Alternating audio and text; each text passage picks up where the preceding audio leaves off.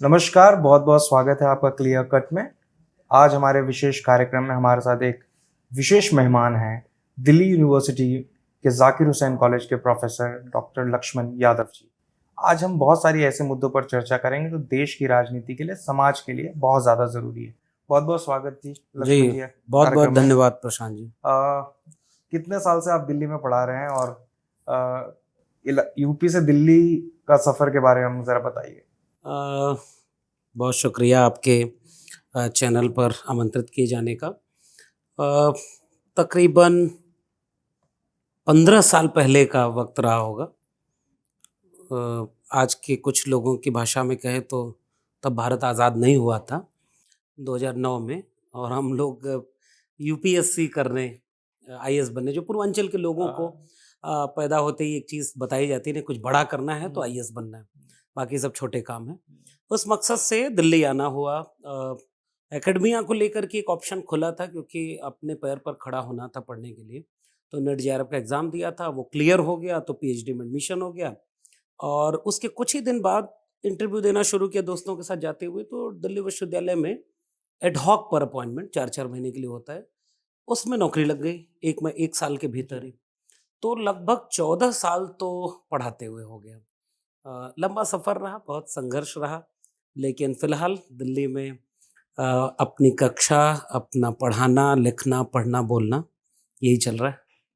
आपके बहुत सारे वीडियोस सोशल मीडिया पे वायरल होते हैं। देश भर के तमाम जगहों पर आप जाते हैं, सामाजिक न्याय की बात हो, चाहे वो आरक्षण के समर्थन की बात हो, चाहे वो जो मंडल की राजनीति रही है 90 के दशक में। उस समय तो इस तरीके की पॉलिटिकल कमेंट्री बहुत कम देखने को मिलती होगी, क्योंकि उस समय सोशल मीडिया का ज़माना नहीं था। चूँकि आज ये ज़माना है कि लोग इस पॉलिटिकल कमेंट्री को या फिर उसके पक्ष में बात करने के लिए खुलकर जिस तरीके से आप घूम रहे हैं, और हाल ही में बिहार सरकार ने जातीय सर्वेक्षण किया है, जो टॉक ऑफ द टाउन है आज के डेट में। तो आपको कैसा लगता है कि आप जो बातें करते हैं, इसकी आवश्यकता क्यों पड़ रही है? बहुत सारे लोग आपको टारगेट भी करते हैं, मैं देख रहा था कि डेथ थ्रेट्स, बहुत सारी चीज़ें आती हैं।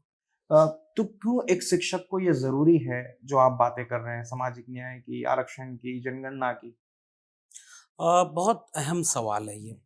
असल में एक देश बनने और उसे सबका देश महसूस करने की एक यात्रा है। उस यात्रा में हज़ारों साल का अपना एक इतिहास है, संघर्षों का, विचारधाराओं का और दगाबाजियों का भी। लेकिन हम बहुत पीछे न जाकर के आज़ाद भारत से शुरू करें। जब तक भारत का संविधान इस देश में लागू नहीं था ना, बहुत बँटा हुआ देश था। मतलब आप राष्ट्र, आधुनिक संकल्पना है, एक राजा अपने मोहल्ले के लिए दूसरे से लड़ रहा था, उसके लिए देश का मतलब उतना ही था। कुछ जाति थी जो बाकी जातियों के शोषण पर टिकी हुई थी। गाँव, शहर या कस्बे सब बँटे हुए थे, संसाधन, ज़मीनें, सब कुछ। जब आज़ाद हुआ भारत, तब उस दिन एक एक ख्वाब देखा गया, और वो आज़ादी केवल अंग्रेज़ों से आज़ादी थी। इस देश में बहुत बहुत किस्म की गुलामियाँ थीं। उनसे आज़ाद करने के लिए भी लड़ाई लड़ते रहे, लेकिन जब हम इसको एक पैरामीटर माने, तो 26 जनवरी 1950 को इस देश में एक नई इबारत लिखी गई, जब इस देश में संविधान लागू हुआ। हर नागरिक की आंखों में ये भरोसा दिया गया कि अब आपकी जाति देख करके, आपका धर्म देख करके, आपका क्षेत्र देख करके किसी किस्म का बंटवारा नहीं होगा आपसे। आप अमीर हैं तो वोट देने का अधिकार होगा, ज़मींदार हैं तो वोट देंगे, पुरुष हैं तो वोट देंगे, सवर्ण हैं तो वोट देंगे, अब ये नहीं होगा। सब लोग वोट दे सकते हैं, सब सब बराबर हैं। वहीं से इस सफ़र को देखते हैं। उस दिन एक ख्वाब ये देखा गया कि हर नागरिक को हम ये ट्रेन करेंगे कि ये नया भारत जो बनेगा ना, वो सबका होगा। सब, बहुत सारी खाइयाँ थी जिसे पाटा जाना था। आज जहाँ हम खड़े हैं, कई तरह के सवाल ऐसे हैं जिसमें चिंता होती है। आज़ादी का अमृत महोत्सव मनाया जा रहा है। बहुत बड़े स्तर पर उसको सरकारी प्रायोजन ढंग से उसको मनाया जा रहा है, और दूसरी तरफ हम देख रहे हैं कि हम नागरिक भी नहीं बना पाए। हम किसी भी प्रोफ़ेशन में हों, उससे पहले हम इस देश के एक नागरिक हैं, जो भारत के संविधान के मुताबिक होना था। मिसाल के तौर पर अगर मैं दिल्ली विश्वविद्यालय में एक ठेके पर प्रोफेसर हूँ 14 साल से, तो मेरी प्राथमिक ज़िम्मेदारी मेरी कक्षा है, मेरी किताबें हैं, मेरा लेख है, मेरा पढ़ना, लिखना और पढ़ाना है। और ये मैं जी रहा हूँ, ये मेरा पैशन है। मैंने बहुत सारे करियर छोड़ करके इसे चुना है। और मैं आज भी चाहता हूँ कि अगर मुझसे कोई पूछे कि आप कौन-सा एक काम करना चाहेंगे, तो मेरी क्लासरूम मुझे बहुत प्यारी लगती है। मैं हर बार नए-नए विद्यार्थियों के सामने मुखातिब होता हूँ, उनसे बात करता हूँ, उन्हें उनसे बहुत ज़्यादा सीखता हूँ, थोड़ा सिखाता हूँ। लेकिन इससे भी पहले मैं एक नागरिक हूँ। मैं चाहता हूँ कि मेरी क्लासरूम एक खूबसूरत क्लासरूम बने। ये तब तक संभव नहीं है जब उस क्लासरूम के बाहर की दुनिया खूबसूरत ना हो। मैं चाहता हूँ कि मेरी क्लासरूम में डाइवर्सिटी हो, सब मिलके साथ में पढ़ें, एक बेहतर दुनिया बनाने के लिए वहाँ से अ, सबक सीख कर निकलें। ये तब तक संभव नहीं है जब बाहर की दुनिया उसके लिए तैयार ना हो। इसलिए मैंने ये महसूस किया कि आप कितने भी अच्छे शिक्षक हों, इसके पहले आप एक नागरिक भी हैं और उसकी ज़िम्मेदारी के नाते कुछ सवाल ऐसे हैं जिसके लिए आपको बाहर भी काम करना पड़ेगा। कुछ सवाल ऐसे हैं जिस पर आपको बोलना होगा। आपके हाथ में किताब मिली, आपकी उँगलियों के बीच एक कलम आई। ये तब संभव हुआ जब आपके पुरखे कुदाल, फावड़ा चलाते-चलाते थक गए, खप गए। तो पहली पीढ़ी के लोगों के हाथ में कलम और किताब आई। इसलिए हमारी ज़िम्मेदारी कई गुना ज़्यादा है। हमें एक बेहतर शिक्षक भी होना है और अभी आएँगे उस जातिवार जनगणना पर बात करेंगे। तो बहुत सारे लोगों की फर्जी डिग्री हो तो भी कोई दिक्कत नहीं होती, लेकिन हमें डिग्रियाँ भी ओरिजिनल रखनी है, मेहनत से पढ़ाना है। साथ में हमें एक खूबसूरत दुनिया बनाने के लिए बाहर भी मेहनत करनी है। इसलिए मैंने ये चुना कि अगर मेरे हाथ में किताब है, तो मैं क्यों ना उस किताब का इतना इस्तेमाल करूँ कि जिसके हाथ में किताब ना हो, उसको भी कुछ ऐसी बात बताई जाए कि उसकी ज़िंदगी खूबसूरत बने। एक बेहतर देश बनाने के लिए ज़िम्मेदारी मेरी है कि मेरा विश्वविद्यालय बेहतर हो, मेरी क्लासरूम बेहतर हो। इससे पहले मुझे ये चिंता होनी चाहिए कि क्योंकि 1 घंटे अगर कोई बच्चा मेरी क्लासरूम में है, तो बाहर वो 23 घंटे है। अगर वो बाहर नफ़रत सीख करके आएगा, तो मेरे क्लासरूम में अभिनय करेगा मोहब्बत का, फिर बाहर निकलेगा तो नफ़रत करेगा। इसलिए मैंने बाहर भी अपना एक एक काम चुना, एक ज़िम्मेदारी चुनी कि जो सवाल मुझे इस देश को बेहतर बनाने के लिए ज़रूरी लगते हैं, जो विचार मुझे इस खूबसूरत दुनिया को बनाने के लिए सबसे ज़रूरी लगता है, मैं उस विचार पर भी लिखूँ, पढ़ूँ और बोलूँ। इसके लिए हमने ये चुना कि हम और ये ज़िम्मेदारी के तहत है क्योंकि जो ठीक इसी वक़्त जिस वक़्त हम और आप बात कर रहे हैं, एक अच्छे माहौल में यहाँ बैठे हुए हैं, लाइट, कैमरा, एक्शन सब कुछ है। ठीक इसी वक़्त हमारी उम्र के ढेर सारे लोग रिक्शा चला रहे होंगे, ठेला चला रहे होंगे, खेत में काम कर रहे होंगे, मिल में काम कर रहे होंगे। हम उनसे ये उम्मीद नहीं कर सकते कि संविधान कैसे खतरे में है, देश को बेहतर कैसे बनाना है, किसका हक मारा जा रहा है, कैसे एक बराबर की दुनिया बनेगी, वो सोचे। क्योंकि इस सिस्टम ने उन्हें इतना कमज़ोर कर दिया है कि वो हैंड टू माउथ है। इसलिए मैंने ये चुना कि अगर मेरे पास ये मौका है लिखने, पढ़ने, बोलने, सोचने और बरतने का, तो शिक्षक होने के पेशे के साथ मैं क्यों ना अपनी नागरिक होने की ज़िम्मेदारी भी निभाऊँ। इसलिए मैंने ये चुना और ठीक बात है आपने अपने सवाल में पूछा भी कि लोग गालियाँ देते हैं, धमकियाँ देते हैं। अ, बिल्कुल देते हैं लेकिन उसके साथ जब कुछ लोग हैं जो मोहब्बत भी करते हैं और ढेर सारे लोग ऐसे हैं। हाँ, वैसे भी जब सावित्रीबाई फुले पढ़ाने जाया करती थी, तो अच्छा काम था पढ़ाना, हाँ, लेकिन उन पे भी गोबर फेंके जाते थे, पत्थर फेंके जाते थे। उससे भी दिलचस्प ये है हाँ। कि वहाँ भिड़ेवाला मैं उस जगह हुँ, गया हूँ, वहाँ बड़े-बड़े पोस्टर लगाए गए। उनके पिता को ज्योतिबा फुले के पिता को ये समझाया गया कि आपके घर के लोग धर्म विरुद्ध काम कर रहे हैं। पोस्टर लगाए गए कि इनका बहिष्कार करो और वो काम क्या था? शिक्षा देने का। तो हमने बिल्कुल यही चुना है, चाहे वो सामाजिक न्याय का विचार हो, संविधान का विचार हो, हमने ये चुना है कि नहीं भाई सबका भारत तब बनेगा जब सब इस तरह से सोचेंगे। तो ये एक एक चुना हुआ कदम है जिसे हम जी रहे हैं। मेरा भी मानना ये है कि एक शिक्षक की जो ज़िम्मेदारी है, वो सिर्फ़ क्लासरूम तक महदूद नहीं है। क्लासरूम के बाहर अगर समाज के अंदर द्वेष, नफ़रत या असमानताएँ या कुरीतियाँ या बहुत सारी चीज़ें हैं जो समाज के अंदर, उसको भी उजागर करना, उसपे को चिन्हित करना और समाज को झकझोरने का भी काम मुझे लगता है शिक्षक का है। लेकिन मेरे बचपन से सबसे बड़ा सवाल मेरे मन में हमेशा ये रहा है कि एक आदर्श इंडिया क्या है? बहुत बार हम लोग एक सुनते हैं कि idea of India, ideal India. मुझे आज तक इस सवाल का कोई जवाब नहीं दे पाया कि आदर्श भारत, लोकतांत्रिक भारत की बात कर रहा हूँ मैं, उस भारत की बात नहीं कर रहा हूँ, जहाँ महिलाओं को अधिकार नहीं था, जहाँ पढ़ने-लिखने का बहुत सारे वर्गों को अधिकार नहीं था। मैं आज़ादी के बाद के भारत की बात कर रहा हूँ कि एक आपके लिए एक शिक्षक के रूप में, एक नागरिक के रूप में आदर्श भारत की परिभाषा क्या है? क्योंकि लोकतंत्र लोग अक्सर दुनिया को दिखाते हैं, लेकिन मेरे लिए लोकतंत्र है कि अपने नागरिकों को एहसास कराने वाली चीज़ है। ये पाकिस्तान को या अमेरिका को बताने वाली चीज़ नहीं है कि हम लोकतंत्र मुल देश में रह रहे हैं। तो मुझे ये सवाल हमेशा मेरे मन में रहा है कि आदर्श भारत क्या है और कैसा होना चाहिए? जी जब हम आदर्श शब्द को देखते हैं, सुनते, बरतते हैं, तो एक बार ये विचार होता है कि आदर्श वह है जो हकीकत में नहीं है। ये एक फिलोसॉफिकल डिबेट है, इसको यहाँ से शुरू करते हैं। तो असल में जब हम कहते हैं कि आदर्श भारत क्या है, तो असल में वही भारत जैसा इसे होना चाहिए। किसी को कोई दुख ना हो, कोई बड़ा-छोटा ना हो, कोई किसी का हकमारी ना करे, सब मोहब्बत प्यार से रहें। असल में ऐसा होता नहीं। वो आदर्श क्या है? वो आदर्श वो है जो कभी हकीकत में नहीं है। लेकिन अगर हम एक सवाल के रूप में इसे देखें कि आदर्श भारत क्या है या कैसा होना चाहिए, या आइडिया ऑफ इंडिया, मेरा मेरा पसंदीदा टर्म यही है, आइडिया ऑफ इंडिया। भारत की संकल्पना, वो आइडिया ऑफ इंडिया क्या होगा, इसके तो कुछ फॉर्मूले हैं, उसकी कुछ शर्तें हैं। एक आदर्श भारत या आदर्श राष्ट्र, आधुनिक राष्ट्र वह होना चाहिए जिसमें मेरी क्लासरूम में केवल केवल लड़के ना बैठे हों, उसमें लड़कियां भी बराबर की संख्या में हों। केवल शहर के बच्चे ना हो, उसमें गांव के भी बच्चे हों। केवल एक जाति के ज्यादा बच्चे ना हो, उसमें उन जातियों के भी हों जिनको शायद कभी शिक्षा नहीं मिले। मेरा आदर्श क्लासरूम वह क्लासरूम है जिसमें डिबेट हो।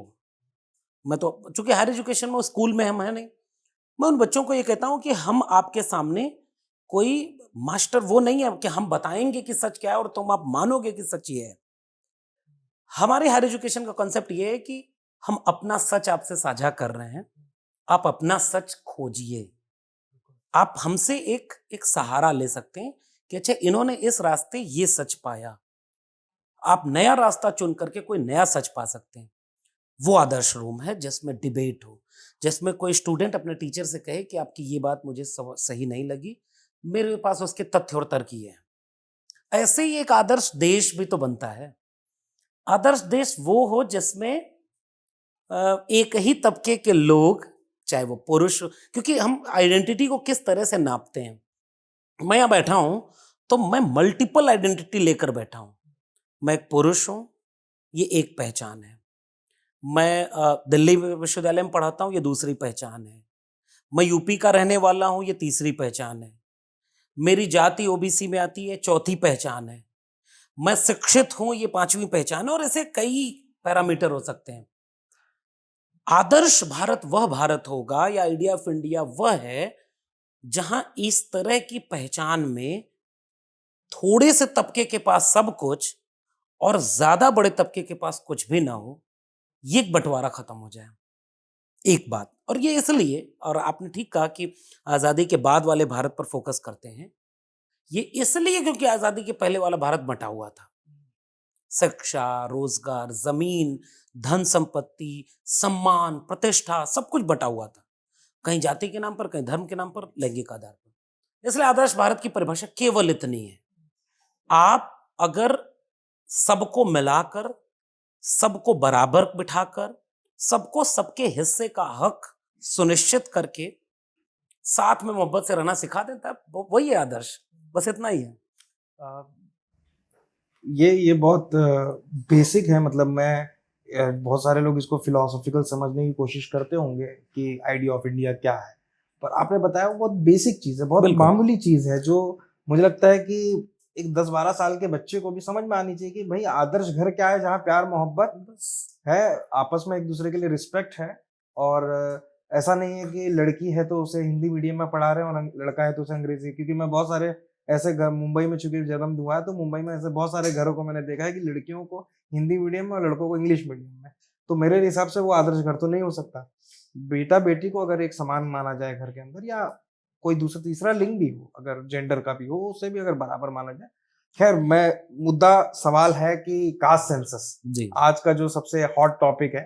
चैनल के डिबेटों पर बहुत सारे पढ़े-लिखे बुद्धिजीवी लोग आ रहे हैं और कह रहे हैं कि इसकी क्या ज़रूरत है? और पहली बात तो कास्ट सेंसस पे जाने से पहले लोगों को ये समझाना पड़ेगा कि बड़े-बड़े आज बुद्धिजीवी ये बहस करते हैं कि आर्थिक आधार पे आरक्षण होना चाहिए। मैं चाहता हूँ आप आरक्षण पे एक बार ये ज़रूर क्लियर करें कि आरक्षण क्या है और आरक्षण को लेकर इतनी मिसकंसेप्शन क्यों है समाज के अंदर? यहाँ तक कि सुप्रीम कोर्ट के कई जज इसको गलत तरीके से कोट कर चुके हैं कि 10 साल में खत्म हो जाना चाहिए था। लेकिन वो बता नहीं पाते कि 10 साल वाला कौन-सा था, वो राजनीतिक था या शैक्षणिक संस्थानों में या जॉब्स के लिए था। तो आरक्षण को भी एक बार मैं चाहता हूँ आप डिफाइन ज़रूर करें ताकि उनको भी समझ में आए जो दिन भर आर्थिक का तंबूरा बजाते हैं। अच्छा, बहुत ज़रूरी सवाल है, हुँ, क्योंकि हुँ, असल में है ये कि इस पर तो लंबी बात होनी हुँ, चाहिए। अ, आरक्षण से पहले हुँ, एक बार समझना ज़रूरी है कि जाति क्या है? फिर दोनों एक साथ जोड़ कर के हम समझेंगे। बिना जाति के आरक्षण की बात करेंगे तो हाँ, इस देश में हज़ारों साल से आरक्षण रहा है। आरक्षण इस देश में ऐसे रहा है कि पढ़ने का अधिकार एक ही तबके को रहा, ये आरक्षण था। आपके मिथकीय किस्सों में मिसाल के तौर पर एक छोटा-सा किस्सा मैं बताता हूँ। गुरु अपने शिष्य के जंघे पर सर रखकर सो गए, उन्हें नींद आई। अपने शिष्य के पैर पर सर रखकर सो गए उनके अपने गुरु, जी। और एक कीड़ा उसको शिष्य को काटने लगा, खून बहने लगा। शिष्य ने गुरु की नींद न टूट जाए इसलिए पैर नहीं हिलाया। गुरु जागे, देखे, कहे कि इतना बर्दाश्त करने का हुनर, और ये कौन सी जाति का है? बाद में पता चला कि ये तो सूत पुत्र है। गुरु कहते हैं फिर ये मेरा शिष्य कैसे हो सकता है? आप इंद्र मेघवाल को मत याद करिएगा कि मटका छूने पर कैसे उसके गुरु ने मारा। आपकी मिथकीय कहानियां बंटी हुई है, आपने उसे शिष्य कबूल नहीं किया। ये मिथक है, ये कोई कोई इतिहास नहीं बता रहा हूं। एकलव्य एक मिथक है। गुरु के पास शिक्षा लेने गया, उसकी जाति वह नहीं थी जो गुरु के शिष्य बनने के काबिल हो। उसने गुरु की मूर्ति बना करके शिक्षा ली। ये आपका मिथक है, इसे किसी दलित पिछड़े ने नहीं गढ़ा, ये साहित्य लिखने वाले तबके ने लिखा है। आपके मिथक में लिखा हुआ है कि यह जो अछूत है इसका छुआ हुआ नहीं खाया जा सकता। आपने अपने साहित्य में क्या लिखा? दुष्यंत शकुंतला को देख करके उनका दिल उस पर आ गया, हो ना हो ये कोई क्षत्रिय कन्या ही होगी। और ये 2000 साल पहले का लिटरेचर में बता रहा हूं। जाति बटी हुई थी, जाति के नाम पर बंटवारा क्लियर हो गया। तो आरक्षण एक किस्म का पहले से चला आ रहा था। आरक्षण कोई नई बात है, एक तो ये गलत है। दूसरा, आरक्षण शब्द सुनते ही हमारे जहन में जाति वाला आरक्षण ही आता है। हम जैसे दिव्यांग कोटे वाले फिजिकली चैलेंज्ड लोग जो हैं, उनको मिलने वाले आरक्षण पर हमें कोई आपत्ति नहीं, और उसे हम आरक्षण मानते भी नहीं। सेना के लोगों को आरक्षण मिलता है, इसको कोई नहीं मानता, उस पर बात ही नहीं होती। कई किस्म के आरक्षण, अब तो महिला आरक्षण भी आ गया है। इसका मतलब जब आरक्षण पर नजर टेढ़ी होती है तो वो जाति वाला आरक्षण होता है। क्यों ऐसा होता है? भारत आजाद हुआ, बहुत बहुत पीछे का इतिहास छोड़ देते हैं। शेड्यूल कास्ट और शेड्यूल ट्राइब कम्युनिटी को शेड्यूल्ड किया गया है, सूचीबद्ध किया गया। 1881 से जनगणना शुरू हो रही है जातिवार, 1931 तक जातिवार जनगणना हो रही है। 1945 से 50 के बीच में जब एक नया भारत बनाने का ख्वाब देखा जा रहा है, तो उस समय जिनके हाथ में कानून बनाना और उस रास्ते को बनाना था, उन्होंने ये कहा कि जिनकी आबादी 15% है वो तो कहीं है ही नहीं, जिनकी आबादी 7.5% है वो तो देश चलाने में कहीं है नहीं। क्यों नहीं है? उसका एक इतिहास है, हजारों साल का इतिहास है। उन्हें शिक्षा नहीं मिली, उनके पास जमीन नहीं है, उनको अछूत बना के रखा गया, उनको मुख्य धारा में शामिल नहीं किया गया, रास्ते से चल नहीं सकते, पानी नहीं पी सकते, अनगिनत कहानियां हैं। राम अगर शबरी के जूठे बेर खा रहे हैं तो राम चाहते थे कि जूठे बेर कोई खाए शबरी का, लेकिन राम को मानने वालों ने राम को भी नहीं माना।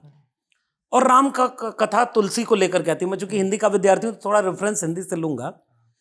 जिस तुलसीदास के रामचरितमानस पर राम के नाम पर पॉलिटिक्स करने वालों ने पॉलिटिक्स की, दंगे किए, कुर्सी पाई और अभी भी कर रहे हैं, वही तुलसीदास लिखते हैं कि दूत कहो, अवधूत कहो, रजपूत कहो, जुलाहा कहो कहो, काहू की बेटी सो बेटा ना ब्याहब, काहू की जात बिगाड़ब न सोऊ, मांग के खइबो मसीद में सोइबो, लेबे को एक न देबे को दो। तुलसीदास अपने आखिरी वक्त में बरतोड़ से ग्रस्त हो गए थे। उनका बाल टूटने से पूरे शरीर पर फोड़े आ गए। हनुमान बाहु का आखिरी दुआ लिख रहे हैं कि सुनो हनुमान, लगता है अब तुम्हारे अंदर भी ताकत वाकत बची नहीं है, तुम एक बरतोड़ तो मेरा ठीक न कर पा रहे हो, तुम मुझे मुक्ति क्या दोगे। हमने तुलसीदास को नहीं पढ़ा। तुलसीदास ने लिखा कि हम चागर रघुबीर के पट्यो लिखो दरबार, और तुलसी अब का होंगे नर के मनसबदार। लेकिन तुलसी की आलोचना हम यहां करते हैं कि वो वर्ण व्यवस्था के समर्थक थे, और तब हमें कबीर, रविदास, तमाम लोग याद आते हैं जो एक ऐसा भारत बनाना चाहते थे जिसमें जाति खत्म हो। तुम कद बाबन, हम कद सूद, हम कद लोहो, तुम कद दूध, जस केलन के पात पात में पात, तस मानुष के जात जात में जात, रविदास मानुष न जुड़े जब तक जात न जात। बुद्ध से शुरू हुआ एक कारवां, एक तरफ वेद, पुराण, उपनिषद, मनुस्मृति, फिर उसके बाद आते आते गोडसे, गोलवलकर, हेडगवार, यहां तक आएंगे आप, हिंदू राष्ट्र तक आएंगे। दूसरा एक आइडिया ऑफ इंडिया है जो बुद्ध आजीवक जैन से शुरू होगा, जो अलवार नैनार पे जाएगा, जो कबीर, रैदास, पलटू दादू, भीखा, बुल्ले शाह पर जाएगा, नानक से होते हुए गुरु, और उसके बाद फिर बसवन्ना, चोखा मेला, पैन इंडिया है ये। अब मैं बसवन्ना की बात कर रहा हूं तो मैं कर्नाटक में हूं, मैं नारायण गुरु की बात कर रहा हूं तो केरल से कर रहा हूं, मैं नरसिंह मेहता से लेकर के नानक को याद कर रहा हूं, कबीर को याद कर रहा हूं। ये आइडिया ऑफ इंडिया था। ये एंटी कास्ट मूवमेंट का एक इतिहास रहा है। ये दो भारत है। तो जैसे ही आरक्षण और जाति की बहस केंद्र में आती है, एक तबका हमेशा बेचैन होता है जो इस परंपरा को मानता है जिसमें वर्चस्व उसका रहा हो। दूसरी परंपरा वो है जिसने आरक्षण का प्रावधान किया, जिसने ये सुनिश्चित किया कि भाई नया भारत कैसे बनाओगे, अगर दलित को तुम दलित ही रहने दोगे, उसके लिए तुम्हें विशेष प्रावधान करना होगा। पैमाना क्या होगा विशेष प्रावधान का? गरीबी नहीं। तुमने उसके पिता को जाति देख करके गाली दी, तुमने उसे पानी नहीं पीने दिया, तुमने उसे मनुष्य नहीं समझा। तुम्हारे भगवान उनके भगवान नहीं थे क्योंकि वो मंदिर में नहीं जा सकते थे। उनके बच्चे पढ़ने गए तो स्कूलों को जला दिया गया। उनके लोग हक मांगे तो उन्हें विलन बना दिया गया। इसलिए नया भारत जब बन रहा था तो आरक्षण की व्यवस्था इसलिए लाई कि अगर आप कह रहे हो कि सबका भारत बनेगा तो वो कैसे बनेगा? किसी का वर्चस्व टूटेगा और बाकी सबके हिस्से में न्यूनतम जाएगा तब ना भारत बनेगा। आरक्षण का प्रावधान विशेष प्रावधान है जो कि केवल भारत में नहीं है। नंबर एक, अब एकदम कंटेम्पररी बात करते हैं। वो प्रावधान दुनिया के तमाम देशों में है जो डिप्रिवेशन इंडेक्स के नाम पर चलता है कि अगर कोई वंचित शोषित है तो उसको मुख्यधारा में लाए बिना नहीं होगा। ब्लैक्स एंड व्हाइट का मूवमेंट दुनिया के कई देशों में चला। गोरे लोगों को यह बात समझने में कई गृह युद्ध झेलने पड़े कि हमने काले लोगों के साथ रंग देख करके बहुत भेदभाव किया। घुटने पर बैठकर उन्होंने माफी मांगी। जिस इमारत का नाम उन्होंने व्हाइट हाउस रखा था वहां एक ब्लैक राष्ट्रपति बन के बैठता है। और आज तक इस देश में जैसे छूने पर अपवित्र हुए, छूना छोड़िए साहब, उधर से हवा आ गई तो आप अपवित्र हो गए, उसकी परछाई पड़ गई तो आप अपवित्र हो गए। वो आपके देश को कैसे अपना देश माने, इसके भरोसे का नाम था आरक्षण। वो आरक्षण आर्थिक आधार पर कतई नहीं था क्योंकि गरीबी को अमीरी से रिप्लेस किया जा सकता है, जाति को रिप्लेस नहीं किया जा सकता। अगर कोई घोड़ी चढ़ने पर अगर जाएगा दूल्हा बनके, उसे गरीब देख करके नहीं उतारा गया, मारा गया। किसी को मोछ रखने पर गरीबी के नाते नहीं मारा गया। गरीबी का शोषण अलग है। हम कतई ये नहीं कहते कि गरीबी के नाम पर कोई शोषण नहीं है, लेकिन गरीबी का शोषण गरीबी के नाम पर है कि मेरे पास पैसे नहीं थे तो मैं इतने बड़े ऑफिस में नहीं जा पाया, लेकिन मेरे जेब में पैसे थे फिर भी मैं नहीं जा पाया क्योंकि मेरी जाति पूछ ली गई।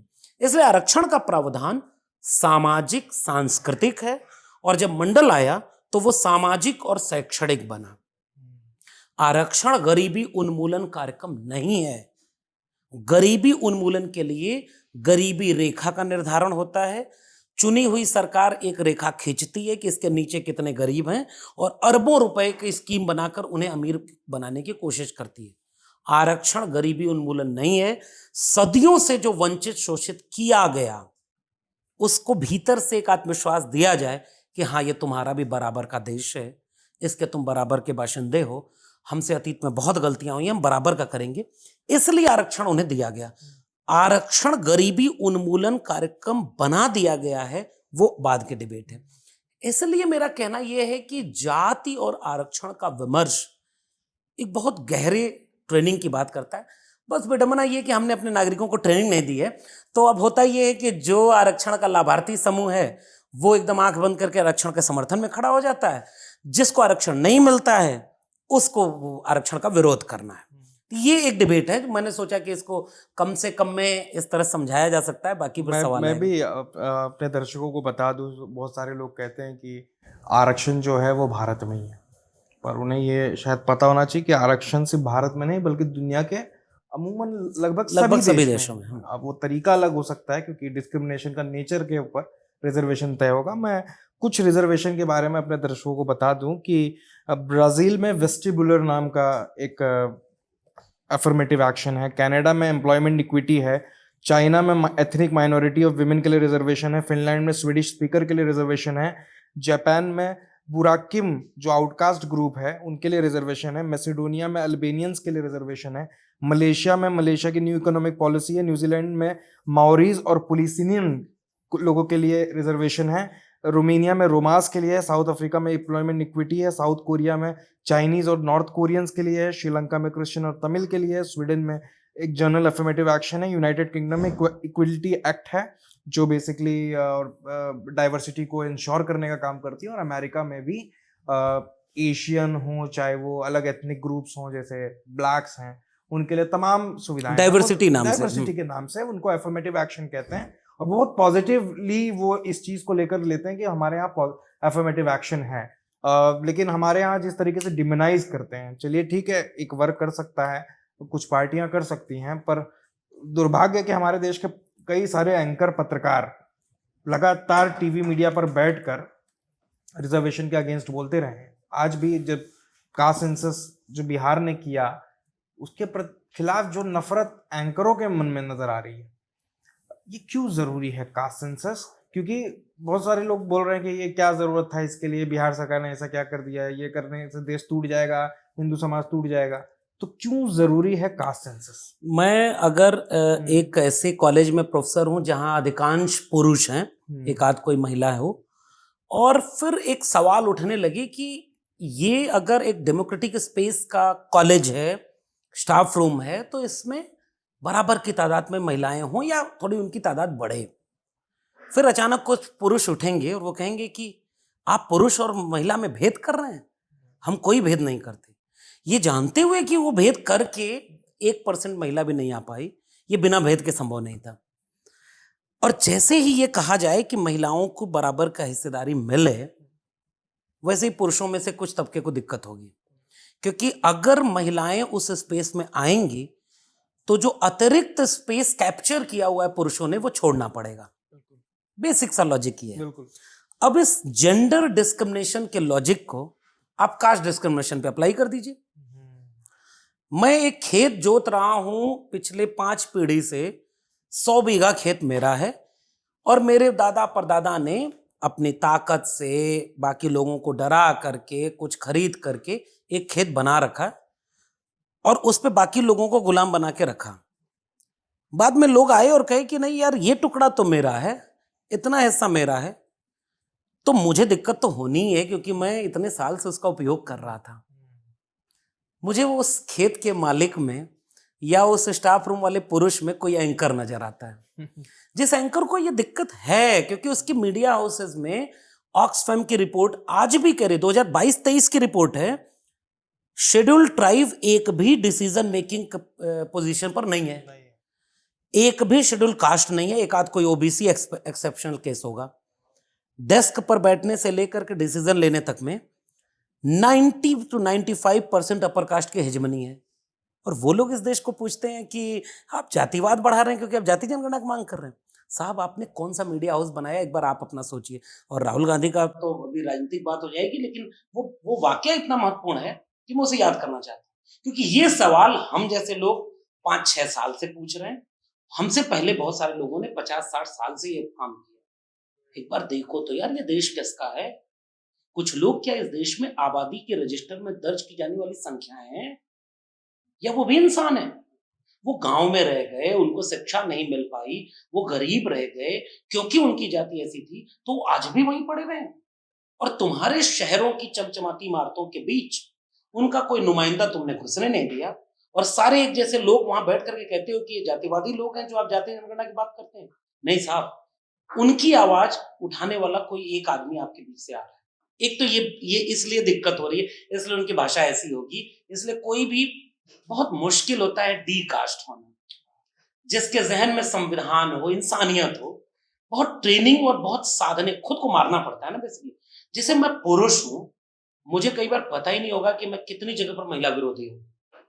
इसी तरह से आप एक अपर कास्ट के हैं, आपको पता ही नहीं चलेगा साहब आप कितने बड़े जातिवादी हो जाएंगे। आपको लगेगा नॉर्मल, आपको लगेगा कि यार नॉर्मल है। कैसे कास्टिज्म क्यों बढ़ा रहे हो? डिबेट मत करो इस पे। हम 4 पुरुष बैठ कर कह रहे हैं, अरे कहाँ महिला पुरुष में भेदभाव होता है, और ये बात कौन कर रहा है? सारे पुरुष बैठ के कर रहे हैं। तो ये इस देश में हुआ, इसलिए ये दिक्कत होगी। नंबर 1, जाति जनगणना क्यों जरूरी है? जनगणना हो रही है, आपको पॉलिसी बनानी है, आपको पता है इस देश में गैर बराबरी है, बराबर करना है। मिसाल के तौर पर मैं एक एग्जांपल देता हूं। मैं एक पूरे कस्बे का मुखिया चुन लिया गया हूं। मैंने वादा किया था कि मैं सड़कें बनाऊंगा, नाली बनाऊंगा, घर बनाऊंगा, आप लोग मुझे वोट दो। मैं चुन लिया गया, अब मुझे सड़कें बनानी है। पहले पड़ताल तो करूंगा कि सड़क कहां नहीं है, किसके पास घर नहीं है, आंकड़े जुटाऊंगा, उन सब में से फिर यह तय करूंगा कौन ऐसा है जिसके पास झोपड़ी भी नहीं है, कौन ऐसा है जिसके पास कच्चा रास्ता भी नहीं है। मैं प्राथमिकता उन्हें दूंगा कि यार आप सबने मुझे मुखिया बनाया है, विकास करने का मेरा कतई ये तरीका नहीं होगा कि मैं बिना जांच किए जहां सड़क है उसके ऊपर एक और सड़क बना दूं, जिसके पास घर है उसको एक और घर दे दूं। देश ऐसे चलता है। कोई भी देश अपनी पॉलिसी बनाने के लिए आंकड़े जुटाता है, आंकड़े जुटाकर ये तय करता है कि अब ये पैसा किसके ऊपर खर्च किया जाना चाहिए, किसके ऊपर पहले खर्च किया जाना चाहिए। अगर आंकड़े नहीं जुटाएंगे तो असल में आप राष्ट्र चला ही नहीं रहे। इसलिए सबसे पहला मेरा आर्गुमेंट ये है, कास्ट सेंसस एक नेशनल इशू है, ये आइडिया ऑफ इंडिया का विचार है, ये कुछ जातियों का विचार नहीं। आप अगर देश के नुमाइंदे बन जाएंगे, आपके पास आंकड़े होने चाहिए कि किस जाति के लोग कितने शिक्षित हुए। और कास्ट सेंसस का एक और आसान भाषा में समझाऊं, लोग समझते हैं कि केवल जातियों को गिन लेना है। मीडिया में बैठे एंकर एक तो वो पढ़ते लिखते नहीं, अब मैं उन पर और कोई टिप्पणी तो करूंगा नहीं, मैं उनको कुछ भी नहीं बताऊंगा। एक वाक्य मुझे याद आ रहा, छोटा सा है, बड़ा नाम नहीं लूंगा कहीं। बंगाल का एक प्रवक्ता बैठ करके कह रहा है कि रविन्द्रनाथ ठाकुर ने ये कहा, रविन्द्रनाथ ठाकुर ने वो कहा, तो एंकर नाराज होकर कहा पहले तो नाम ठीक से लो, रविन्द्रनाथ टैगोर है वो। कहा नहीं साहब, अंग्रेज उन्हें टैगोर कहते थे, ओरिजिनल वो ठाकुर ही है। तो वो जो चेहरा उसका बना था ना एंकर का, मुझे वो चेहरा इसलिए याद आ रहा है कि हमने अपने नागरिकों को बेसिक जनरल नॉलेज नहीं दिया है। आज भी हमारे देश के लोग जाति क्या है इसको नहीं जानते, आरक्षण क्या नहीं है, वो अपने अपने हित से तय करते हैं। मुझे आरक्षण मिल रहा है तो आपको नहीं मिल रहा है तो आप उसके विरोधी होंगे। 99.999% यही है। आप राहुल शंकर निकल जाएं, आप भगत सिंह निकल जाएं तो अलग बात है, आप राम मनोहर लोहिया निकल जाएं तो अलग बात है, क्योंकि इस देश में जातियों से ऊपर उठ करके भी कुछ लोगों ने अच्छा काम किया, लेकिन उनकी आबादी बहुत कम है। अब आते हैं इस पर, जाति जनगणना होने का अर्थ क्या है? केवल जातियों को गिनना नहीं। जाति जनगणना का अर्थ यह है कि एक देश आज 75 साल बाद अब ये आंकड़े जुटाएगा, किस आबादी के पास कितनी शिक्षा है, कितना रोजगार है, कितनी जमीन है, कितनी संपत्ति है, कितना बिजनेस व्यापार उसके पास है, वो किस हालात में है। ये सब मिलाकर जाति जनगणना होती है। इसलिए जाति जनगणना एक देश का मुद्दा है। और दूसरी बात, जो ये कहता है ना कि जातिवाद बढ़ जाएगा, 1951 में एक डिबेट हुई कि भाई अब जनगणना होने वाली है, इसमें जातियां भी गिनी जा रही हैं।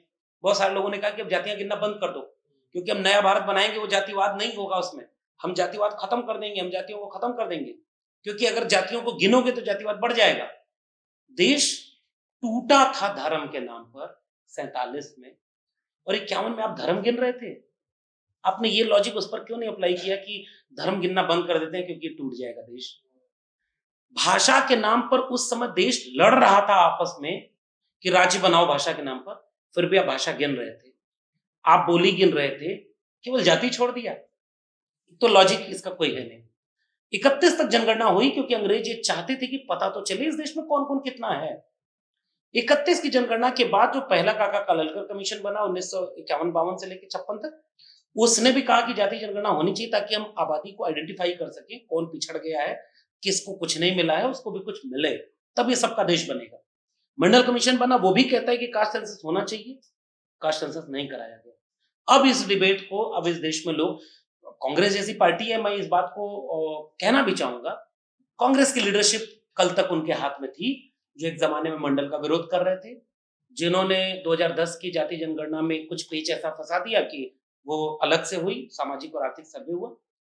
लेकिन आज अगर कांग्रेस की लीडरशिप ये कहती है कि हम जाति जनगणना कराएंगे, तो ये जीत उस विचार की है जो विचार सबका भारत बनाना चाहता है।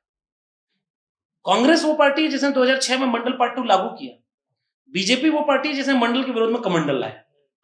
बीजेपी वो पार्टी है जो बिहार में जाति जनगणना समर्थन करती है और लखनऊ आते आते भूल जाती है, वो विरोध करती है। दिल्ली आते आते तो पूछिए मत, गरीब की कोई जाति नहीं होती। हमारा फकीर प्रधानमंत्री जब ये बोलते हैं तो मुझे 2013 का और 2019 का उनका भाषण याद आता है। उन्हें क्यों बताना पड़ा कि मैं ओबीसी माँ का बेटा हूँ, क्यों बड़ी बड़ी होर्डिंग लगा कहना पड़ा कि हमने 12 दलित और 27 ओबीसी को कैबिनेट मंत्री बना। राष्ट्रपति तक की जाति आपने प्रेस कॉन्फ्रेंस करके बताई। इसका मतलब जाति इस देश की सच्चाई है।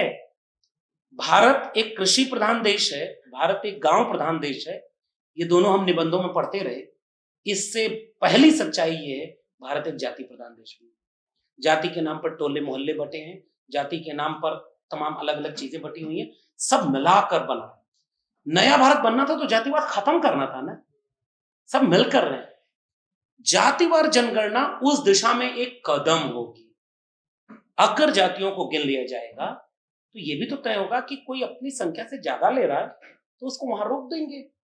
और मेरा एक प्रपोजल होगा, मैं आखिरी में उस प्रपोजल को बताऊंगा कि कैसे हम इस जातिवार जनगणना के मुद्दे से सबका भारत बनाने की दिशा में काम करेंगे। एंकर इसका विरोध करेंगे, सारे लोग एक ही तबके के हैं, इसके खिलाफ लेख लिखा जाएगा कि जातिवाद बढ़ जाएगा। जातियां नहीं गिनी गई तो भी रोहित वेमुला हुआ, जातियां नहीं गिनी गई तो भी इंद्र मेघवाल है, जातियां नहीं गिनी गई तो भी हाथरस हो रहा है, जातियां नहीं गिनी जा रही है तब भी हमारे इंटरव्यू में नंबर कम दिए जा रहे हैं। मैंने आरटीआई लगाई, देश के 45 केंद्रीय विश्वविद्यालयों में 2019 तक एक भी प्रोफेसर ओबीसी का नहीं था। क्या इस देश का सवाल ये नहीं होना चाहिए? मंडल कमीशन कह रहा 52% आबादी है, बिहार कह रहा है कि 63% ओबीसी की आबादी है, और आपका एक भी प्रोफेसर नहीं। फिर 75 साल में प्रोफेसर कौन बना? मेरिटोरियस। अगर इतने मेरिटोरियस लोग थे तो दुनिया के 300 विश्वविद्यालयों में एक भी भारत का क्यों नहीं है? तो आरक्षण को इसलिए भी कहा जाता है कि वो एंटी मेरिट है, वो जातिवाद को बढ़ाएगा। असल में इस देश के नागरिकों की ट्रेनिंग अच्छी नहीं हुई है ताकि वो एक बुनियादी समझदारी भी रखें। जातिवार जनगणना जाति के गैर बराबरी को खत्म करेगी। जातिवार जनगणना ये तय करेगी कि देश सबका बन नहीं पा रहा है तो जो पीछे छूट गया उसको कैसे आगे ले आए। जातिवार जनगणना ये तय करेगी कि कोई जरूरत से ज्यादा किसी का हक तो नहीं मार रहा। ये पूरा विमर्श जातिवार जनगणना का है। निश्चित रूप से विरोध वो करेंगे जिनके हिस्से का जाएगा।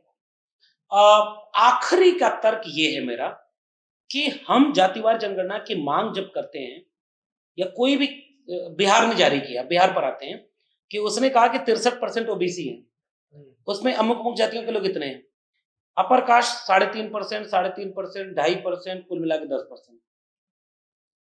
अब बिहार के लोगों को एक आंकड़ा तो दिखेगा ना कि जिसकी आबादी 10% है। मान लीजिए हम एक ऑफिस में बैठे हैं और एक सरकारी ऑफिस है, एक देश है, एक समाज है, इस ऑफिस में इसके बाहर की आबादी 100 लोगों की है, तो जो 50 आबादी वाला है उसका एक भी व्यक्ति अंदर नहीं है ऑफिस के। जो 63 है उसका एक आदमी है, जो 10 है उसके 90 लोग, तो जो 100 आदमी बाहर 100 आदमी अंदर। ये ऑफिस डेमोक्रेटिक होगी जब कास्ट सेंसस होगा, ये समाज डेमोक्रेटिक होगा, और सबका साथ सबका विकास तभी होगा जब पता तो चले कि ये सब कौन है। तो इसलिए ये पूरी डिबेट हो रही है। विरोध करने वाले सारे लोग एक ही तबके के हैं जिनको लगता है कि हमारा हमारा जो एक वर्चस्व है वो टूटेगा, और कोई भी अपना वर्चस्व नहीं तोड़ना चाहे।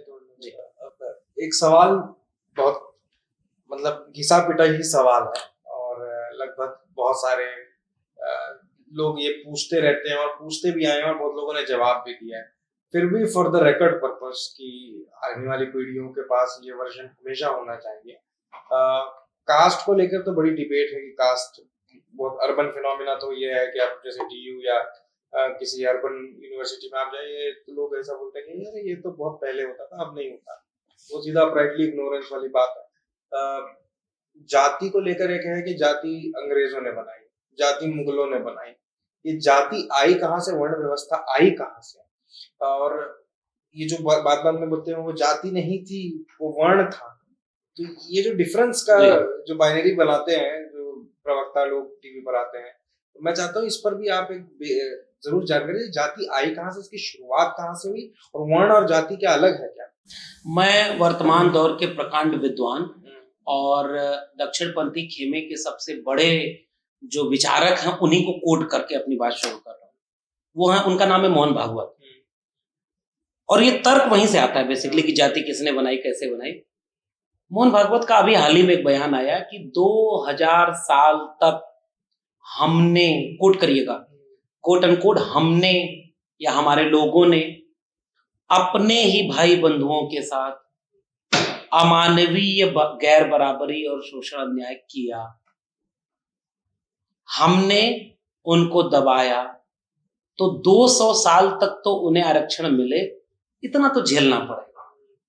तो ये तो एक तो उनके लिए ये मेरा एक कोटेशन है, क्योंकि उन्हीं के कुलगुरु ये बात बोल रहे हैं। मेरी बात नहीं मानेंगे, हो सकता है अपने कुलगुरु की माने। विरोध नहीं किया उन्होंने। ये जितने लोग, और ये बहुत गंभीर सवाल है कि जाति अंग्रेजों ने बनाई, जाति मुगलों ने बनाई, तो मोहन भागवत जी को ये बात पता नहीं थी क्या कि वो 2000 साल कह दिए? हालांकि वो थोड़ा और पीछे जाए। 2000 में तो शायद मुझे लगता है कि मुसलमान भी आउट हो गए। अरे 2000 साल पहले ईसाई भी बाहर हो गए। हाँ, सारे बाहर हैं। यानी अंग्रेज और मुगल रूल आउट हो गए। हाँ, दोनों बाहर हो गए, रिलीजन ही नहीं था। अब मोहन भागवत जी से बड़ा तो हम तो एक तो ये बात है। अब आते हैं इस सवाल पर कि एक उदाहरण दिया मोहन भागवत जी ने कि हमारे घर में कोई बीमार हो जाए तो अगर घर में कोई रोटी आती है तो हम कहते हैं बीमार को पहले दे दो। हम नाराज तो नहीं होते ना कि बीमार को पहले दे दो। यहां मैं कहता हूं मोहन भागवत जी आप गलत है। कोई बीमार वो नहीं है जिसको रोटी की जरूरत है, बीमार वो है जिसने बाकियों के हिस्से का छीनकर अपने खा लिया। तो सुधारने की जरूरत उसको जो दूसरे के हिस्से की रोटी खा रहा था। तो बेचारगी वाला एहसान मत करिए कि उस बेचारे को भी दे दो, 2000 साल तक नहीं दिया 200 साल दे दो। नहीं भाई, लड़के लिया है। उसके पास अपना एक फूले है, अम्बेडकर है, पेरियार है। वो लड़के बोला कि हम किसी भी चीज में कम नहीं, तुमने हमें अपमानित करने के लिए जाति व्यवस्था बनाई, और मैं बता रहा हूं कैसे बनाई। जाति और वर्ण दो चीजें। कबीर जब लिख रहे थे तब तो अंग्रेज नहीं आए थे। थोड़ा थोड़ा रेफरेंस देता हूं। फूले लिख रहे हैं तो चलो अंग्रेज हैं, फूले लिख रहे हैं, फूले तो बहुत खराब खराब लिख दे रहे हैं उनकी भाषा में खराब। अब वो कह रहे हैं चार मुंह थे तो बच्चे कैसे पैदा होते। तो मैं बोलूंगा नहीं तो पता चला कि ईडी सीबीआई इधर घूम गई, एनआईए का छापा पड़ गया, आपके यूएपीए में देशद्रोही बना के कि आप तो भाई धर्म की भावना आहत कर रहे हैं। तो मैं नहीं कह रहा हूं, ये फूले आहत कर रहे हैं, और वो फूले आहत कर रहे हैं जिस पर इस देश के प्रधानमंत्री उन्हें याद करते हैं। बाबा साहब अम्बेडकर के लिए नमो बुद्धाय बोलते हैं देश के प्रधानमंत्री। देश के प्रधानमंत्री कहते हैं कि बाबा साहब ना होते तो चाय बेचने वाला देश का प्रधानमंत्री नहीं होता। और जैसे ये भाषण देकर के मंच से उतरते हैं तुरंत खोजते हैं कि वो रास्ते सारे बंद कर दो जिससे अगली बार कोई चाय बेचने वाला, दूध बेचने वाला प्रधानमंत्री बन सके। बाबा साहब की मूर्ति पर माला और उनके विचारों पर ताला। तो मैं तो कोट करूंगा बाबा साहब को। अब बताओ, बाबा साहब ने एक किताब लिखी है, एनिहिलेशन ऑफ कास्ट। 1936 में एक किताब लिखी। जाति पात तोड़क मंडल का कार्यक्रम था, जो कुछ आर्य समाजी, कुछ वो लोग थे और अपर कास्ट के लोग थे इस देश में। अच्छा, एक मैं आऊंगा उस पर, क्योंकि इंटरव्यू आपका व्यवस्थित बातचीत करने वाला है, लेकिन अब ऐसे और सारे इंटरव्यू हो, एपिसोड चले तब तो मजा आएगा। क्योंकि एक बात हम पूछना चाहेंगे, दुनिया के बाकी देशों में जब रेनेसा आया ना 13वीं 14वीं शताब्दी में, भारत में उस समय यहां भी एक रेनेसा था। बहुत पीछे नहीं जाते। दुनिया में चर्च, पोप, पादरी के खिलाफ खड़े होकर के उन्होंने एक डेमोक्रेटिक सिस्टम को धीरे धीरे इजाद किया। वहां का रेनेसा उन्हें औद्योगिक क्रांति दिया। 15वीं शताब्दी तक औद्योगिक क्रांति हो गई उन देशों में। 16वीं शताब्दी तक वो दूसरे देशों पर कब्जा करने चले आए, आपको गुलाम बना रहे थे। तो जब वो रेनेसा हुआ तो उस रेनेसा के खिलाफ वहां के लोग नहीं खड़े हुए। कोई पोप पादरी को बचाने, कोई चर्च को बचाने और कोई राजा के साथ नहीं खड़ा हुआ। जनता एक तरफ खड़ी थी और उन्होंने जो शोषण कर रहे थे उसके खिलाफ खड़े थे। हमारी तरफ वही उस समय रेनेसा आया जब कबीर खड़े थे, रविदास खड़े थे, पलटू, दादू, भीखा, बुल्ले शाह, बाबा फरीद, गुरु नानक खड़े थे। और एक रिनेसा भारत में चल रहा था। इसके खिलाफ यहीं के लोग खड़े हुए, वापस वर्ण व्यवस्था स्थापित हो गई, हम गुलाम बने। एक तो ये हिस्टोरिकल फैक्ट है। अब आइए इस पर सिलसिलेवार चलते हैं। फूले ने विरोध किया तो आप कहेंगे चलिए अंग्रेज थे। फूले कह रहे हैं कि कोई मुख से पैदा कैसे हो सकता है, इसलिए मैं कह रहा हूं कि इस सवाल को छोड़ देते हैं। आपके ग्रंथों में लिखा है, मुख से पैदा होने का तर्क किस किताब में है? ऋग्वेद पुरुष सूक्त दशम मंडल, उसका श्लोक है, और उस श्लोक को व्यवस्थित करके पहली शताब्दी में लिखी गई किताब मनुस्मृति में दर्ज किया गया। तो मनुस्मृति जब लिखी गई तब तो न अंग्रेज थे न मुसलमान थे। मुखस्य जायते ब्राह्मण बाहुर नाम क्षत्रिय, तो वर्ण व्यवस्था तो है ना। जाति पर अभी आते हैं।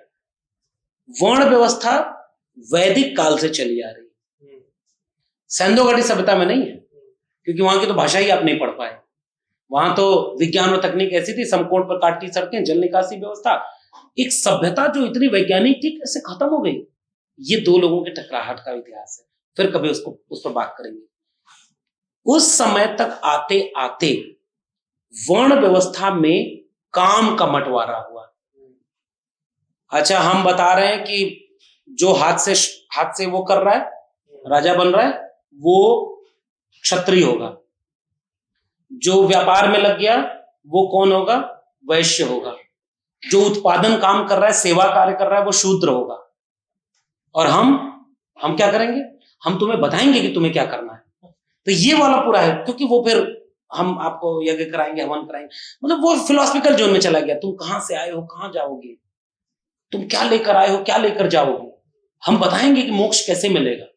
फिर तुम जाते आते अपना जेब का चंदा हमें देते जाना, दक्षिणा देते जाना। वर्ण व्यवस्था सिंपल इतनी सी है। अब इस वर्ण व्यवस्था को मैं कैसे चैलेंज कर रहा हूं? अब एक बात बताइए, मदर ऑफ डेमोक्रेसी मगध साम्राज्य, मौर्य वंश, और वो मौर्य वंश जिसमें चंद्रगुप्त मौर्य से लेकर के अशोक हैं, ये तो ओबीसी कम्युनिटी में आने वाले हैं, ये शूद्र कम्युनिटी में आने वाले, क्योंकि ब्राह्मण क्षत्रिय वैश्य नहीं। फिर ये राजा कैसे हो गए? सम्राट अशोक राजा कैसे? इसका मतलब इस देश में कभी वर्ण व्यवस्था लागू ही नहीं उस तरह रही। लागू करने की कोशिश करने वाला एक तबका हमेशा रहा, जिसने राजा को भी कहा कि वो शूद्र है उसकी जाति देखकर। आप बता दीजिए ना कि चंद्रगुप्त मौर्य कौन थे? ब्राह्मण क्षत्रिय वैश्य शूद्र में क्या है? और अगर शिवाजी महाराज, शिवाजी राज्याभिषेक नहीं किया, बनारस से पंडित गया, उसने अंगूठे, पैर के अंगूठे से राज्याभिषेक किया, और आज वो शिवाजी। ऐसे मिसाल के तौर पर अनगिनत घटनाएं आपको मिलेंगी। इस देश में पाल प्रतिहार गुर्जर वंश है, यादवों के वंश हैं, भीलवाड़ा आदिवासियों का साम्राज्य था, गोंडवाना आदिवासियों का, जहां राजा हुए। अभी रानी दुर्गावती वो आदिवासियों की एक नायिका हैं। अगर आपका सती प्रथा चलती तो रानी दुर्गावती कैसे बनती? तो ये एक डिवाइजन, वर्ण व्यवस्था असल में एक फेक फिनोमेना है, जो केवल इसलिए आरोपित किया जाता रहा कि हम एक बहुत बड़े तबके को गुलाम बना सके। जो हमारे मुताबिक आए हम उसको ब्राह्मण क्षत्रिय वैश्य में रख लें, उनको द्विज बना लें, बाकी कम्युनिटी को डिप्राइव करें। इसलिए महात्मा फूले ने किताब लिखी गुलामगिरी, बाबा साहब अम्बेडकर ने किताब लिखी हु वर शूद्रास। इन सबको पढ़ें तो वर्ण व्यवस्था समझ में आ जाएगी। जाति व्यवस्था क्या है? उन वर्णों के भीतर काम का जो बंटवारा है, उससे हम जातियों को तय करेंगे। आप कुम्हार, लोहार, बढ़ई, नाई, मोची, निषाद, मल्ला, ये सारी जातियां कौन है? सब हैं शूद्र, लेकिन वो काम बंटा हुआ है। तो कुम्हार लोहार से अलग कैसे पहचाना जाएगा? उसके काम के हिसाब से जाति बनाई गई। तो जातियां तो पहले से चली आ रही थी। अगर जातियां ना होती तो मनुस्मृति में शूद्र जो कहा गया वो, अच्छा एक और तर्क है, बड़ा रोचक तर्क है। आजकल जाति वाले ये कहते हैं, जाति का बात करते हुए आपके ऊपर एक आरोप लगाया जाएगा कि काम से तय होता है। भाई हम तो जन्मना नहीं मानते। मैंने उनसे एक सवाल किया, मेरे नाम के पीछे लगा है यादव, मैं किस कम्युनिटी में आया? तो कहे ओबीसी में। फिर मैंने कहा कि मैं दिल्ली विश्वविद्यालय में असिस्टेंट प्रोफेसर हूं, मेरा काम किस कम्युनिटी में आएगा? कहे ब्राह्मण में। तो मैंने कहा कि फाइनली फिर मैं क्या हूं, ब्राह्मणों की शूद्र? इस सवाल का जवाब नहीं दिया जाता। यही दोनों का अंतर है। आप एक भ्रम फैलाते हैं इस देश में कि कर्म के हिसाब से जाति बनी, नहीं, कर्म के हिसाब से जाति बनी नहीं है। जाति को कर्म से जोड़कर एक बहुत बड़े तबके को एक्सक्लूड करने के लिए इसका टूल का इस्तेमाल किया जाता है। अगर जाति अंग्रेजों और मुगलों की बनाई होती तो वो ऋग्वेद में कहीं नहीं दिखती, बुद्ध के दौर में 5वीं शताब्दी ईसा पूर्व में उसके जिक्र कहीं नहीं होता। बुद्ध क्यों कर रहे थे कि जातियों को तोड़ो, सब एक साथ रहो? कबीर लिख रहे हैं 13वीं शताब्दी में, उसके पहले अलवार नैनार लिख रहे हैं, उसके पहले तमाम बुद्धिस्ट की परंपरा आ रही है, सिद्धनाथ जैन आ रहे हैं। ये सारी जाति को खत्म करने की बात क्यों कर रहे हैं? इसका मतलब जाति थी। पता है आप मुगलों और सबसे ज्यादा दोष अंग्रेजों का क्यों देते हैं? क्योंकि अंग्रेजों ने गिन करके बता दिया कि जाति ये बीमारी है, लेकिन बाहर से कोई कह रहा नहीं बीमार नहीं, एकदम चंगा है। एक्सरे हो गया तो पता चला ये तो गंभीर रूप से बीमार है। तो जो एक्सरे किया उसे ही कह दिया गया कि इसी ने बीमारी पैदा कर दी। सारा दोष केवल इतना ही है। सेंसस एक तरीके से भारत का एक्सरे है। मैं बार बार कर, ये बहुत अच्छा टर्म है। बीमार व्यक्ति का एक्सरे करने वाला उसे बीमार नहीं कर रहा, डॉक्टर इलाज करने जा रहा है और वो आके बता रहा है कि प्रशांत भाई आपके भीतर ये दिक्कत है। आप डॉक्टर को लाठी लेके नहीं दौड़ा लेंगे कि मुझे बीमार बता दिया, नहीं भाई आप ऑलरेडी हो। वो कह रहा है कि इसका इलाज कर लो, ये इसका इलाज है, बीमारी ठीक हो जाएगी। दुनिया में और कहीं ये बीमारी है नहीं, तुम्हारे उत्तर भारतीय ये जो भारतीय उपमहाद्वीप की ये बीमारी है तुमने पैदा कर ली, हजारों साल चले आए तो बड़ी गहरी हो गई है, लेकिन लाइलाज नहीं है। इसका इलाज ये है कि तुम जाति जनगणना करा लो। तुम चाहते हो कि नहीं ठीक होना, तो वो कहेगा कि नहीं नहीं हम नहीं। तो ये पूरा खेल है। दिमाग कह रहा है कि पैर में चोट लगी है, तो वो ये कह रहा है कि इसको काटना नहीं है। उस चोट को, गांव में बचपन में क्या होता था ना, कांटा घुस जाए पैर में और अगर आपने उसके ऊपर मरहम पट्टी लगा लिया तो घाव कभी ठीक नहीं होगा।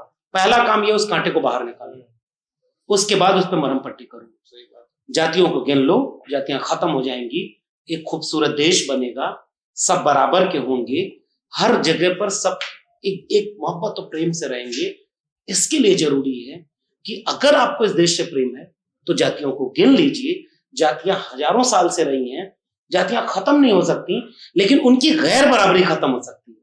कल्पना करिए कि आप किसी भी जाति के हो, मैं किसी भी जाति का हूं, मेरी जाति देखकर इंटरव्यू में नंबर कम ना हो, मुझे ये पता चले कि मेरी मेरिट चेक करने का एक सामान्य सा फॉर्मूला है, उस पर मेरे साथ अन्याय नहीं होगा, हम क्यों जाति की बात करेंगे?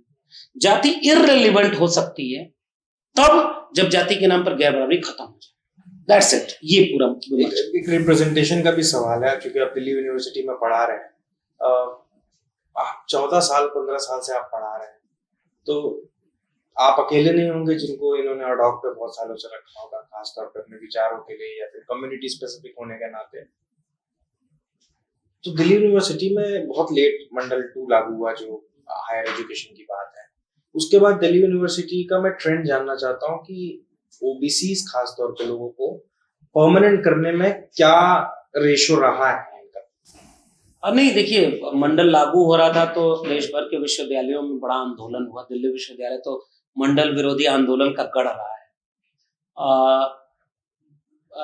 एक किताब है जेंडरिंग कास्ट, उमा चक्रवर्ती की किताब है, बहुत शानदार किताब है, सबको पढ़नी चाहिए। उमा चक्रवर्ती एक घटना का रेफरेंस अपने इंट्रोडक्शन में उस बुक में देती है। दिल्ली विश्वविद्यालय की लड़कियां जो पढ़ती थी अपर कास्ट घरों की, वो एक तख्ती लेकर के सड़क पर उतरी कि हमें बेरोजगार पति नहीं चाहिए। वो फोटो उसमें बना हुआ है। उमा चक्रवर्ती वहां से एक थ्योरी जनरेट करती हैं, जेंडर और कास्ट कैसे मिलकर काम करता है। आपको एजुकेशन असल में रोजगार देने का एक जरिया था, रिप्रेजेंटेशन का नहीं। बाबा साहब अम्बेडकर ने कहा कि मैं किसी भी देश की तरक्की का पैमाना ये देखूंगा कि वहां महिलाओं की स्थिति है कैसी है, और तरक्की कैसे हो रही है वो विश्वविद्यालय बताएंगे। इस देश के विश्वविद्यालयों में पढ़ने वाले लोगों ने जब तक आरक्षण नहीं था तब तक इस देश में दलितों, पिछड़ों, आदिवासियों को एंट्री नहीं दी। अपवाद के तौर पर कोई आ गया हो तो अपवाद नियम नहीं होता। 1-8% लोग आ गए होंगे, मैं ये नहीं कर रहा हूं कि 75 साल में कोई आया ही नहीं, आए होंगे, लेकिन वो किसी और समीकरण से जाति छुपा कर आए होंगे। मां सरस्वती का पावन प्रांगण दूषित हो जाएगा अगर आरक्षण लागू हो जाएगा, ये वाक्य है मंडल विरोधी आंदोलन के गढ़ दिल्ली विश्वविद्यालय के क्रांति चौक के नारे में तब्दील हो गया। मां सरस्वती का पावन प्रांगण, अगर वो मां हिंदुओं की होती, सबकी होती, सारे हिंदुओं की, तो वो मां ही एक दिन सपने में आके बताते कि अरे मूर्ख, वो शूद्र भी तो हिंदू है। सही बात है। उससे तुम्हारा प्रांगण दूषित कैसे हो जाता? असल में तुमने मां के नाम पर एक व्यापार किया जो तुम्हारे वर्चस्व के मुताबिक था।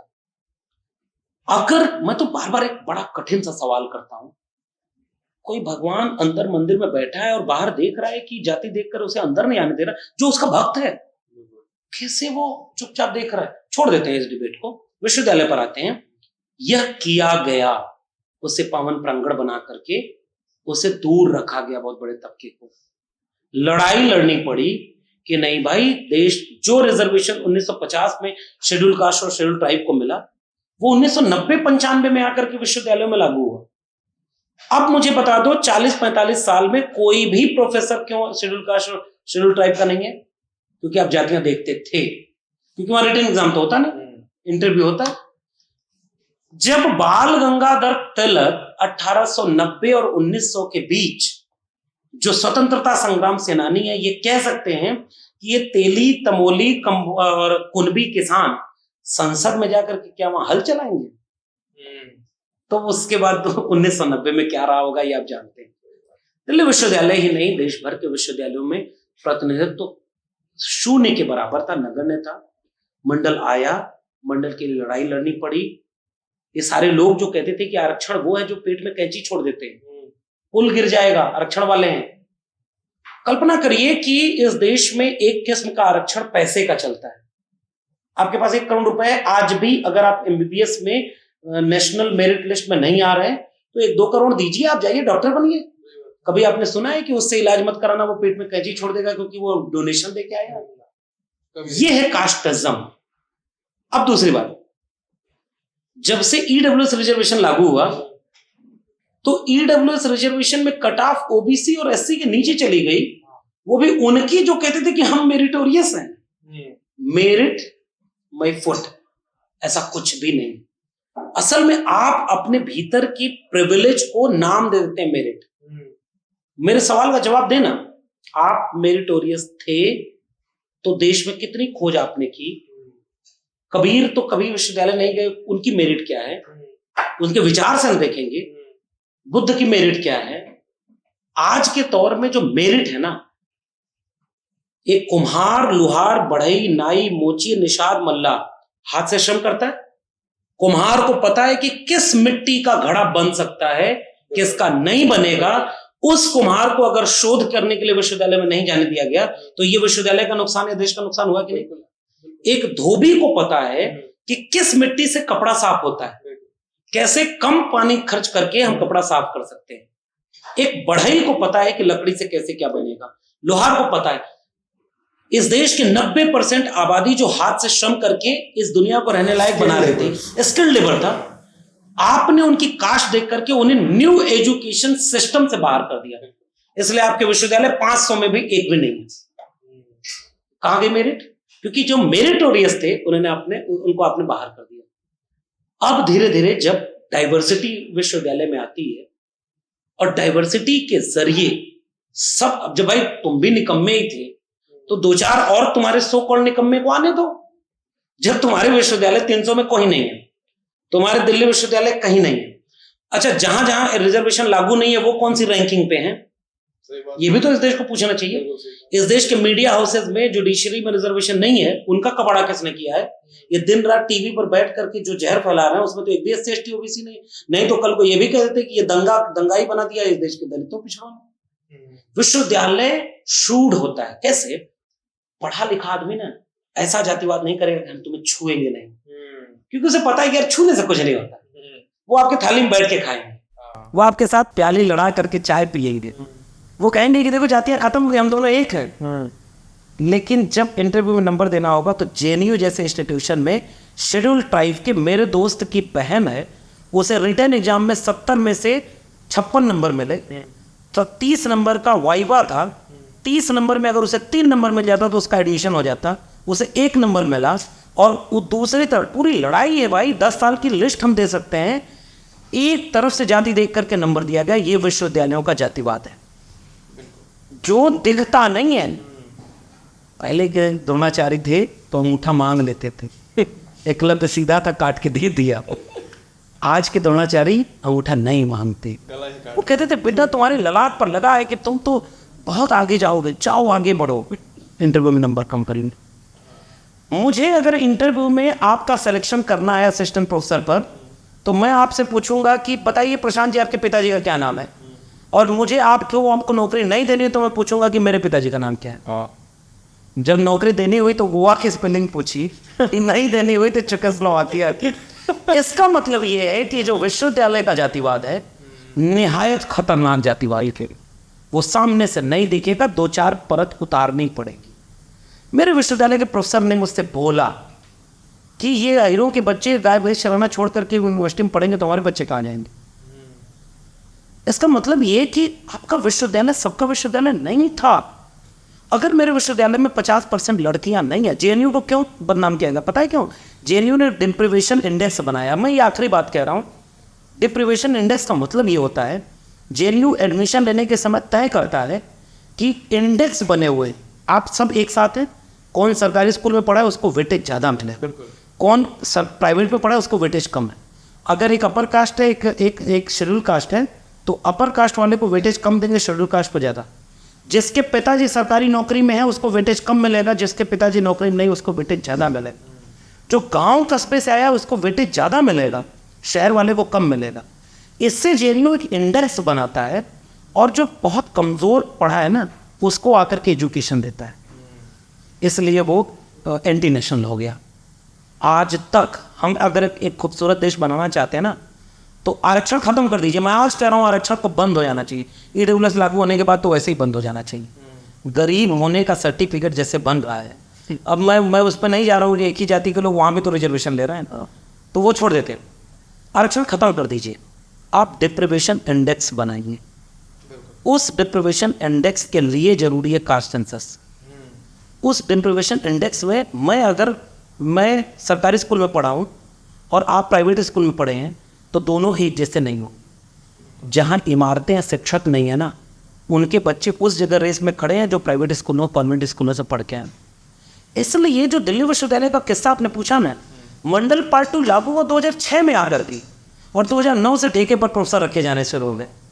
अब जो है उनकी सरकार बनी है तो उन्होंने खूब ढेर सारे अपॉइंटमेंट कर दिए हैं और साफ तौर पर मैं कह रहा हूँ झंडेवालान से वीसी बन रहा है, झंडेवालान से प्रिंसिपल बन रहा है, झंडेवालान से प्रोफेसर बन रहा है, तो अपॉइंटमेंट भी झंडेवालान से होगा कि नहीं होगा? सारे संघ के कैडर भरे जा रहे हैं और मुझे इस बात को कहने में कोई गुरेज नहीं है। बहुत कुछ करप्शन चल रहा है, लेकिन फिर भी आप रिजर्वेशन का कॉन्स्टिट्यूशनल राइट है तो वो आप छीन तो नहीं सकते। इसलिए 27% ओबीसी देना पड़ना है। लेकिन शॉर्ट फॉर और बैकलॉग 2 चीज़ होती है। मान लीजिए 100 लोग हैं, थोड़ा समय और लूँगा, 100 लोग का एक कैंपस में रिक्रूटमेंट होना है, 50 लोग पहले से अपॉइंट हो चुके हैं। अब मंडल पार्ट 2 लागू हुआ, रिजर्वेशन लागू होने के बाद हर चौथी पोस्ट ओबीसी को जाएगी।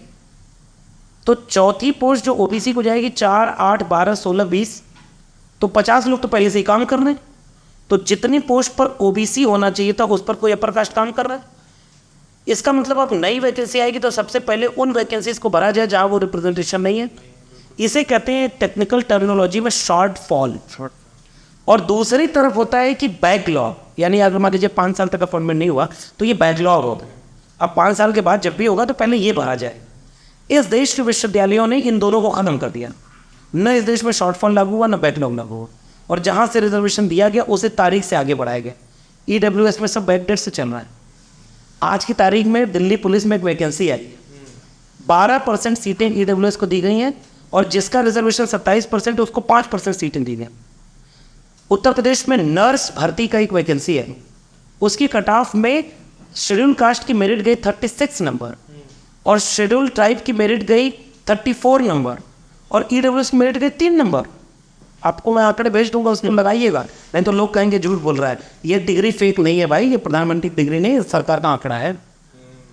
तो मेरिट कहाँ गई जब ईडब्ल्यूएस के लोग ओबीसी और एससी के नीचे कट ऑफ चली गई?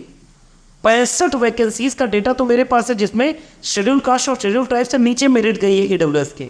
इसका मतलब आप मेरिट के दम पर नहीं थे, आप अपने नेक्सस के दम पर थी। नौकरी देने वाला कौन, वो आपका व्यक्ति। तो 5 लोग उसमें से बैठे हैं, जो ज़्यादा चमकदार है, you know I know actually वाला, उसको रख लिया। हाँ, इस तरह से विश्वविद्यालय चले। आज विश्वविद्यालयों में प्रोफेसर, असिस्टेंट प्रोफेसर का डेटा मेरे पास है। 2023 में केवल 4% ओबीसी इस देश के सेंट्रल यूनिवर्सिटीज़ में पहुँचे। इसका मतलब ये नहीं कि ओबीसी नाकाबिल थे इसलिए नहीं पहुँच पाओ, उनको आने के रास्ते बंद किए गए। रिसर्च में कौन एडमिशन ले रहा, अब तो CUET आया है, CUET आया, देखिएगा इससे नंबर बढ़ेंगे। इसलिए ये जो पूरा सिस्टम है ना, बेसिकली हेजेमनी ओरिएंटेड सिस्टम है, जिसमें एक नेक्सस बना हुआ है। हम 4 पुरुष अगर एक कमरे में बैठे हैं और हम यहाँ पर भाषण देना होगा तो हम कहेंगे कि नहीं नहीं, जेंडर न्यूट्रल होना चाहिए सोसाइटी को। लेकिन अगर एक महिला आके कहेगी 2 लोग बाहर निकलो, हम 2 रहेंगे, तब बराबर का समाज बनेगा, आप कहेंगे कि ये तो मेरिट की हत्या हो गई। आप तो ये कहेंगे कि ये तो गैर बराबरी की बात हो गई, हम तो महिला पुरुष में भेदभाव नहीं करते। नहीं भाई, आपकी भाषा में नहीं चाहिए, ज़मीन पर दिखता चाहिए। तो इसलिए ये पूरी डिबेट विश्वविद्यालय में मात्र की नहीं है। गांव में एक चारपाई पर कोई नहीं बैठने देगा तो वो आपको दिख जाएगा। कोई PhD में एडमिशन नहीं लेगा ना तो वो आपको दिखेगा नहीं। ये है जातिवाद का फायदा जी। काफ़ी समय आपने दे दिया और मैं चाहूँगा कि इसमें बहुत सारे ऐसे टॉपिक्स हैं जिनको मुझे लगता है कि आगे भी हमें 1-2 एपिसोड करने चाहिए जिस पर लेंथ में बात हो। और बहुत शुक्रिया हमारे साथ जुड़ने के लिए। लेकिन मैं अपने दर्शकों को भी बता दूँ कि कास्ट को लेके जो भ्रांतियाँ समाज में फैली हुई हैं, या जो आप लोग को माँ बाप या स्कूल टीचर जो जाति के बारे में बताते होंगे, आपको समझना चाहिए कि इस देश में जाति सच्चाई है और वो कोई अंग्रेज़ या कोई मुग़ल नहीं लेकर आया था, वो इसी सोसाइटी का हिस्सा है। समस्या हमारी है। और पेट में अगर आपके दर्द है तो डॉक्टर, जब अगर आप डॉक्टर को ये जाके, डॉक्टर पूछेगा ना आपसे कि आपके पेट में दर्द है, कभी आप डॉक्टर के पास जाइए और डॉक्टर के आप कहिए डॉक्टर साहब मेरे पेट में दर्द है और मुझे दवाई दे दीजिए, डॉक्टर बोलेगा नहीं, तो दवाई नहीं देगा। उसी तरह कास्ट एक बीमारी है, उसका निवारण से पहले उसे रिकॉग्नाइज़ करना बहुत ज़रूरी है, उसे क्रिटिसाइज़ करना बहुत ज़रूरी है, फिर उसको रिफॉर्म करना बहुत ज़रूरी है। मुझे लगता है कि देश बदल रहा है, रेनेसा आते रहते हैं समाज में। मुझे लगता है कि मंडल कमीशन भी एक छोटा रेनेसा के रूप में मैं देखता हूँ कि जिस प्रकार सामाजिक न्याय की उत्पत्ति हुई, लालू जी, मुलायम सिंह यादव जी, माननीय कांशी राम जी, तमाम ऐसे बड़े नेता हमारे देश को मिले। तो इतिहास पढ़ते रहिए और व्हाट्सएप यूनिवर्सिटी और टीवी डिबेट पे शाम को जो मुर्गा वाली लड़ाई होती है उससे बचिए, कुछ किताबों में घुसिए, कुछ इतिहासकारों को सुनिए। तो मुझे लगता है कि देश ज़रूर अच्छा समाज बनेगा, अच्छा देश बनेगा और एक दिन ऐसा ही चलता रहा तो ज़रूर विश्व गुरु बनेगा। बहुत बहुत धन्यवाद जुड़ने के लिए। आगे हम आपके साथ एक नए गेस्ट के साथ फिर मुलाकात करेंगे।